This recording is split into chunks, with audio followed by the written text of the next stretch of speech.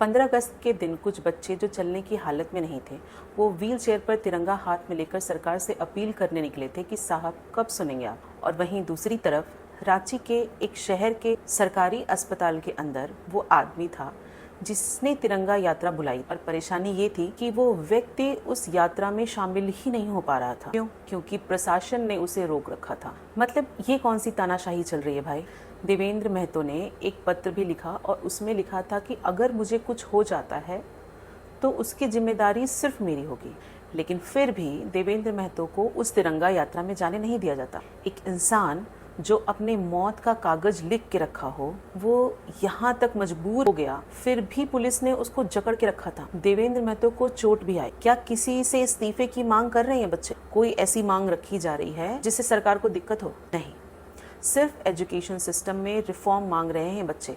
तो इसमें गलत क्या है? जिन बच्चों पर 10 अगस्त को लाठीचार्ज किया गया, जिन पर मुकदमे लिखे गए, वो बच्चे सिर्फ तिरंगा यात्रा निकाल रहे थे इस उम्मीद से कि सरकार उनकी अपील सुनेगी। प्रशासन महतो के हेल्थ को लेकर चिंतित थी। तो अगर ये सच था तो उस दिन महतो के साथ धक्का मुक्की कैसे किया आप लोगों ने? देवेंद्र महतो के सीने पर चोट आई। अगर आपको फिक्र थी देवेंद्र की तो चोट कैसे आई? छात्रों ने सीबीआई जांच की मांग रखी है। सरकार को मान लेना चाहिए, इसमें ऐसा क्या ही मांग लिया आपसे कि आप दे नहीं पा रहे हैं। बच्चे आपकी कुर्सी थोड़ी मांग रहे हैं। मामला यहाँ भी वही है। 12-12 लाख में सीटें बिक गई।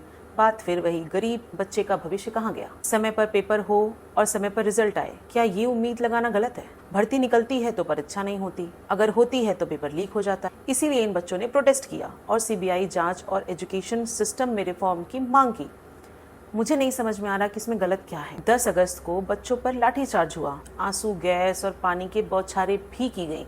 मुख्यमंत्री जी का कहना है कि हम आपके साथ हैं। ये कहने से क्या होगा? क्या आप सीबीआई जांच नहीं करवा सकते? दिल्ली में जिन लोगों पर पुलिस केस हुआ था या पुलिस उनको ले गई, उनका तो बैकग्राउंड भी क्रिमिनल था। और झारखंड में 600 बच्चों पर एफआईआर हुआ, वो तो स्टूडेंट ही थे, फिर भी ऐसा हुआ और बोलने वाला कोई नहीं। सोनम वांगचुक जब धरने पर बैठे थे तब पूरा देश उनके समर्थन में आ गया। पॉपुलर फेस होने से उनके लिए इंसाफ की मांग की गई।